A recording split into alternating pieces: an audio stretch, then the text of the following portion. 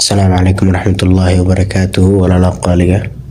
إن كسر هذا لكجرة تحناها مادة contact lens advanced contact lens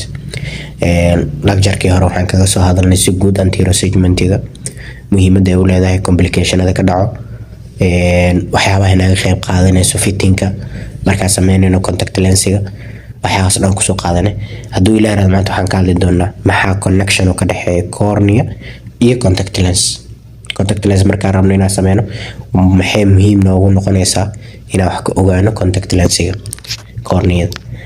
ugu horeyntii waxaan sameyn doonaa definition waa maxay cornea anatomicalkeeda physiologicalkeeda pathologicalkeeda pharmacologicalkeeda dhammaan waxaan kaga soo hadalnay lagjarada iyo maadooyinka hore hadaa u baahan tahay waa ka heli doontaa lagjarada hadduu ilaahay cornea waxa ay tahay cornea waa haddii oo ka sameyno shorti node yar xasuus yar hadaa sameyno waa avascular waa transparent waa gudbo waa iftiinkan gudbo sidoo kale waa transparent waa sidoo kale waxa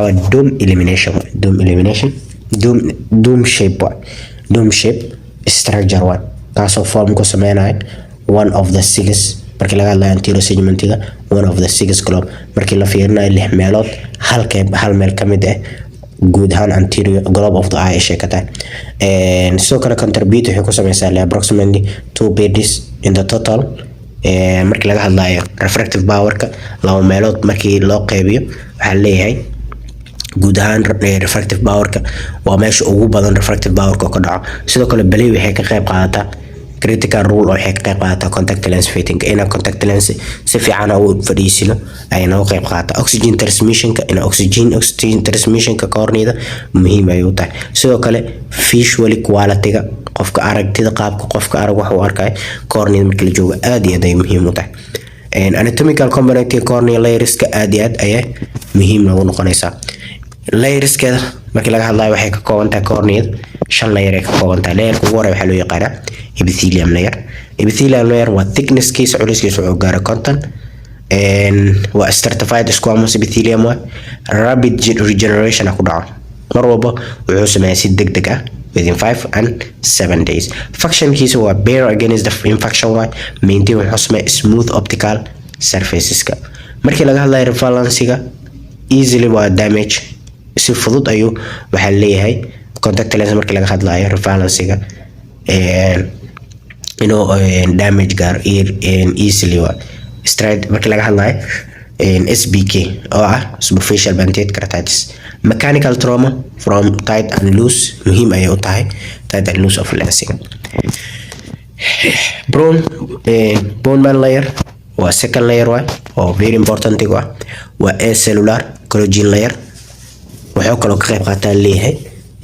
does not regeneration ma sameeyo sida cornea clinical markii laga hadlayo caafimaadka cornea structure-ka waxay muhiim ugu tahay waxa sameeyaa permanent-ga scarring if they are damage waxa leeyahay hadduu bone layer-ka dhaawac gaaro scar uu noqdaa waa cadaada damage ayuu noqdaa permanent inuu noqdaa joogto inuu noqdaa stroma markii laga hadlayo stroma 90% waxa leeyahay corneal thickness waa regular collagen arrangement waa transparent waa contact lens revalency waxa waa damage distribute arrangement blurred vision markii laga hadlayo basement membrane waxa waa basal membrane of to endothelium waa strong and elastic waa endothelium markii laga hadlayo asigana waxa leeyahay single layer waa maintain wuxuu qayb qaataa corneal dehydration key important-kiisa waxa waa no regeneration oo sameeya cell loss is permanent waa contact lens revalency waxa waa hypoxia damage dhaco endothelium function-ka physiological of the cornea oxygen supplied waa oxygen supplied ayaa dhaco oo oxygen meesha ugu badan physiological ahaan shaqada ay qaato oxygen supply waa markay isha furan tahay 21% waxay qaabtaa atmosphere-ka markay isha xiran tahay waxa leeyahay peripheral conjunctiva 8% ay qaadataa with contact lens markii laga hadlayo contact lens oxygen transmission dependent waxay ku xiran tahay DK ama DKT oxygen transmission-ka ay muhiim u tahay DK markii laga hadlayo oxygen permeability materials-ka markii laga hadlayo T markii laga hadlayo lens thickness-ka guud ahaan markii laga hadlayo oxygen transmission oo high thickness-keeda waa soft contact lens safety-geeda aad ay muhiim u tahay leeyahay safety lens-ga muhiim ah inta high markay badan tahay hadii oxygen transmission uu badan yahay muhiim waay. That's why dadka corneada dadka oo qabo hypoxia waxaa loo sameeyaa lensiyo oo high transmission oxygen. Metabolismka normal, anaerobic iyo aerobic ay leedahay. Aerobic normal waay, hypoxia marka jirto oo anaerobic oo lactose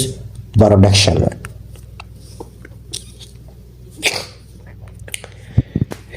Resultiga guud ahaan cornea edema ama stromal swollen hadduu dhaco,